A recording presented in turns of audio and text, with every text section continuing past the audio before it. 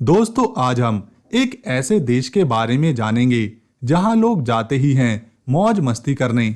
यहाँ के बीचेस इतने साफ और सुंदर हैं कि लोग हजारों मील दूर से यहाँ अपना हॉलिडे एंजॉय करने आते हैं।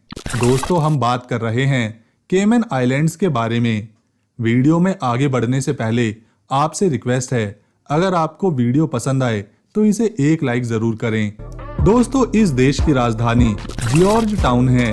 यहाँ की कुल आबादी 78,000 के करीब है, जिसमें 70,000 लोग यहाँ के जन्मवासी हैं और 8,000 लोग दूसरे देशों से आए हुए हैं। दोस्तों, बिजनेस करने वालों के लिए केमन आइलैंड्स को टैक्स हेवन कहा जाता है, क्योंकि यहाँ पर रहने वाले नागरिकों के लिए सरकार किसी तरह का कोई टैक्स नहीं लगाती, जैसे कि इनकम टैक्स। यहाँ कोई कितना भी पैसा कमाए वो उसी का होता है। सरकार उसके कमाए गए पैसों में से कुछ भी नहीं लेती। इसके अलावा कॉर्पोरेट टैक्स और प्रॉपर्टी टैक्स भी यहाँ नहीं लगाया जाता। बहुत सी विदेशी कंपनीज जो यहाँ आती हैं वो काफी सारा पैसा बचा लेती हैं, लेकिन इसके लिए जरूरी होता है केमन आइलैंड्स पर रहना, यानी हमेशा के लिए, या फिर कम से कम 30 से 60 दिनों तक यहाँ रहना ही अनिवार्य है, जिससे आप यहाँ के नागरिक बन जाते हैं और टैक्स फ्री बिजनेस कर सकते हैं। दोस्तों, केमन आइलैंड्स एक ब्रिटिश ओवरसीज टेरिटरी है, लेकिन यह आइलैंड अपने सारे काम अपने फैसलों से खुद करता है। यूके केवल इंटरनेशनल चीजों में इस आइलैंड का प्रतिनिधित्व करता है, इसीलिए इसे एक आजाद देश की तरह देखा जाता है।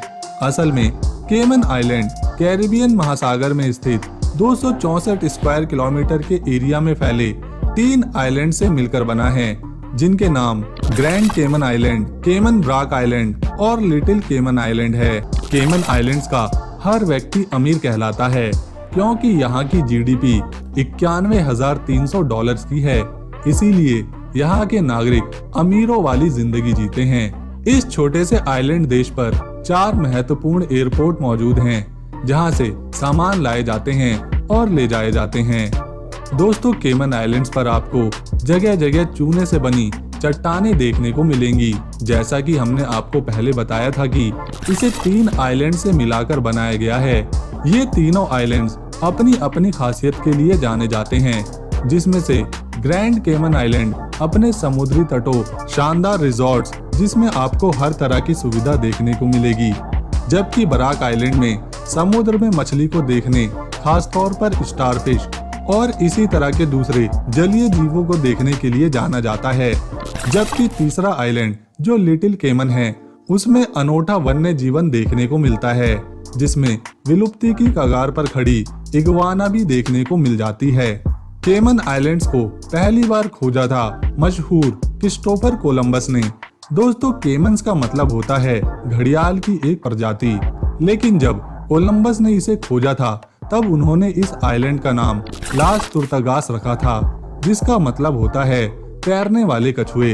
यहाँ का 7 माइल्स बीच आने वाले टूरिस्टों के लिए आकर्षण का केंद्र बना रहता है।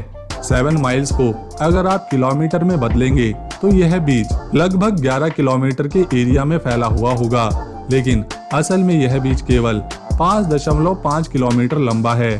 फिर भी लोग इसे 7 माइल्स बीच बुलाते हैं। राजधानी जॉर्ज टाउन से 20 मिनट की दूरी पर पेड्रो सेंट जेम्स नाम का एक ऐतिहासिक बगीचा है, जिसे 18वीं शताब्दी में बनाया गया था। दोस्तों, जितने यहाँ लोग नहीं रहते, उससे 2 गुनी संख्या में यहाँ पर कंपनीज रजिस्टर हैं। केमन आइलैंड्स का टोटल एरिया 264 स्क्वायर किलोमीटर में फैला हुआ है, जिसके 1.6 हिस्से पर केवल पानी मौजूद है। यहाँ की नेशनल लैंग्वेज इंग्लिश है और करेंसी के रूप में यहाँ केमन आइलैंड डॉलर इस्तेमाल किया जाता है, जो 1 केमन डॉलर लगभग 100 रुपए के बराबर है। इस आइलैंड कंट्री में सबसे ज्यादा 90% लोग ईसाई धर्म को मानते हैं, जबकि 10% में ट्रेडिशनल और अन्य धर्म आते हैं। यहाँ के 96% लोग पढ़े लिखे हैं।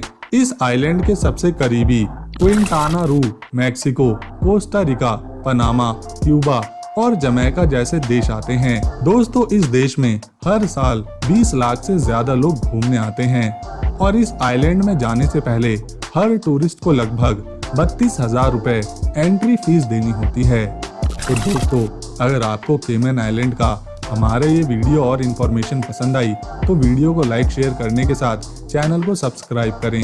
मिलते हैं अगली बार, तब तक के लिए नमस्कार।